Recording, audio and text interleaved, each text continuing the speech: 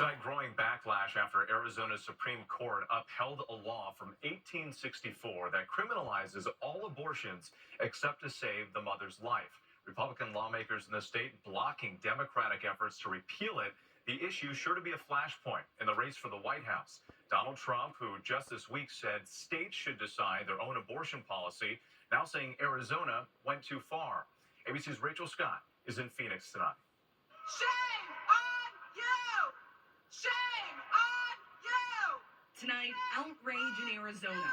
Republican lawmakers in the state capitol blocking Democrats' efforts to roll back a 160-year-old law banning abortion with only one exception, to save the life of the mother. It comes 24 hours after the Arizona Supreme Court upheld the law, written before Arizona was even a state and before women had the right to vote. Donald Trump, who just this week said states should decide their own abortion policy, today saying Arizona went too far. Did Arizona go too far, sir? They did, and that'll be straightened out. And as you know, it's all about states' rights. That'll be straightened out. It comes as Trump tries to recast his own position on abortion, sensing it's become a losing issue for Republicans. He now says he's proud of appointing 3 of the 6 Supreme Court justices who overturned Roe versus Wade, but that abortion policy should be up to the states.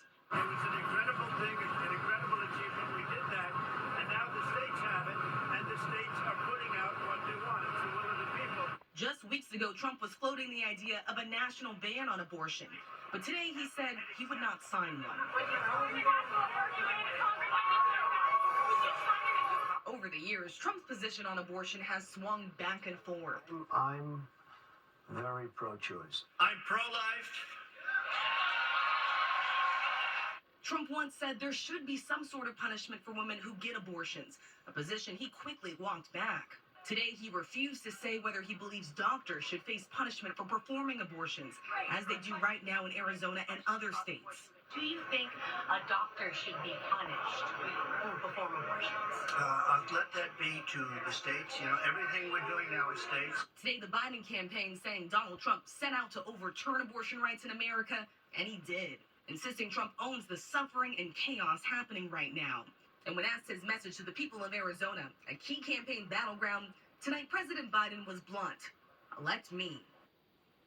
Rachel Scott with us now from Phoenix. And Rachel, as you noted, there are Republican lawmakers tonight blocking Democrats' efforts to repeal that 160-year-old abortion ban. So bottom line here, where do things stand right now in Arizona? With Arizona is in a state of limbo. The Supreme Court here in Arizona put that ruling on hold for 14 days. Democrats and Republicans were racing to try to repeal that law before it went into effect. Well, tonight, Republicans blocking those efforts. The Democratic Governor Katie Hobbs calling their actions unconscionable, saying that the Republican majority had a chance to do the right thing, and tonight they failed. Rachel, thank you. Now to that disappointing report on inflation. Consumer prices in March were up 3.5% compared to a year ago, higher than expected. The report casting doubt on an interest rate cut in the near future. Here's ABC's Elizabeth Schulze. Tonight, Americans hoping to see the Federal Reserve cut interest rates as early as June may now have a longer wait, with inflation climbing for the 3rd straight month. The prices is too high. The Consumer Price Index up 3.5% in March from a year ago, fueled by higher costs for rent, car insurance, clothes, medical care, and gas. You used to fill it up for $35. It was a beautiful thing. And now it's 45. 45, and sometimes it's 60 between food and gas. It's had a big impact. At Alexandria Jones Vintage Shop in Chicago, rent just jumped from $1,400 to $1,800 a month. I have to do a sale. I have to bring people in just so I can be able to deal with what is, the inevitable of my rent being $400 more than it was. To combat inflation, the Fed increased borrowing costs to a 22-year high, making it more expensive to pay for a new mortgage, car, or credit card debt. President Biden today pointing to inflation's improvement from 9% 2 years ago, still predicting an interest rate cut this year. This may delay it a month or so. I'm not sure of that.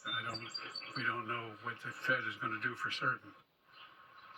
With that first interest rate cut by the Federal Reserve had been expected in June, but after today's report, most analysts aren't predicting it will happen until September, and that's assuming that the inflation picture improves by then. All right, concerning news there. Elizabeth, thank you.